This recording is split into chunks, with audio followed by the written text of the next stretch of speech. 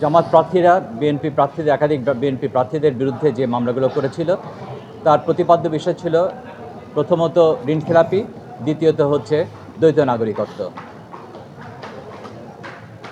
যেটা ক্যান্ডিডেটদের পক্ষ থেকে বলা হয়েছে যে তারা ঋণখেলাপি নয় এবং যথেষ্ট কাগজও আদালতে দেওয়া হয়েছে এবং এটা প্রাইমা ফেসি সমস্ত কিছু দেখেই হাইকোর্ট ডিভিশন বিচার করেছিলেন। আর তাদের প্রার্থিতা বহাল আছে এবং তাদেরকে সিম্বলও প্রদান করা হয়ে গেছে। তারা নির্বাচনের মাঠে অলরেডি চলছে আর পোস্টাল ব্যালটে অলরেডি ভোট শুরু হয়ে গেছে। এরকম একটা পর্যায়ে এই ধরনের প্রতিবন্ধকতা একজন ক্যান্ডিডেটের জন্য একটা শঙ্কার সৃষ্টি করে, তার যে প্রচারণা সেখানে বাধাগ্রস্ততা সৃষ্টি করে। আজকের এই অর্ডারের পর তারা শঙ্কামুক্তভাবে তার নির্বাচনের কার্যক্রম চালিয়ে যেতে পারবে। Thank you.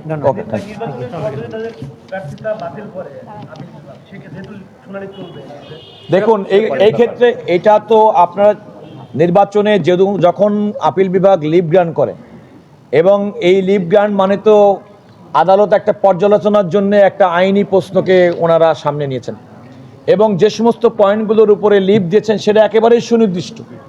সুতরাং এমন না যে পুরা নির্বাচন বিষয়ে কথা হবে।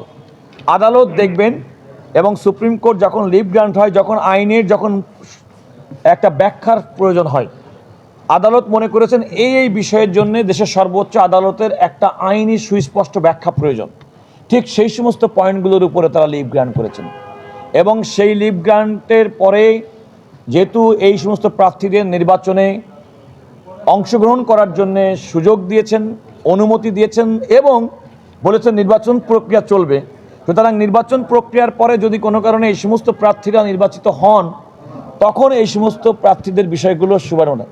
আমরা বিশ্বাস করি এবং আমি আদালতকেও আজকে কথা বলেছি যে এই সমস্ত প্রার্থীরা বিরুদ্ধে প্রতিদ্বন্দ্বী জামাতের প্রার্থীরা সর্বোচ্চ আদালত পর্যন্ত তাদের প্রার্থীতা বাতিল করার জন্য এসেছেন। জনগণের ভোটে প্রত্যেকে নির্বাচিত হওয়ার মতো প্রার্থী এবং তারা ধানের শীষের প্রতীক নিয়ে নির্বাচন করবেন। আদালতের সামনে যেহেতু বিষয়টি থাকবেন, আদালত তো এই বিষয়টি বিবেচনায় নিয়ে সেই সিদ্ধান্ত দিতেই পারবেন। কিন্তু অ্যাজ অফ টুডে এখানে মনে রাখতে হবে আদালতের সামনে মূল প্রশ্ন হচ্ছে তাদের প্রার্থিতার প্রশ্ন, তারা বৈধভাবে প্রার্থী হয়েছেন কি হননি। সুতরাং নির্বাচিত হওয়া নির্বাচিত না হওয়া এগুলো তো আদালতের পরবর্তী পর্যবেক্ষণের বিষয়।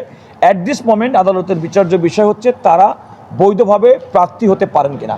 আজকের আদালতের মাধ্যমে চূড়ান্তভাবে স্বীকৃত হলো যে তারা নির্বাচনে প্রতিদ্বন্দ্বিতা করতে পারবেন। সবাইকে ধন্যবাদ।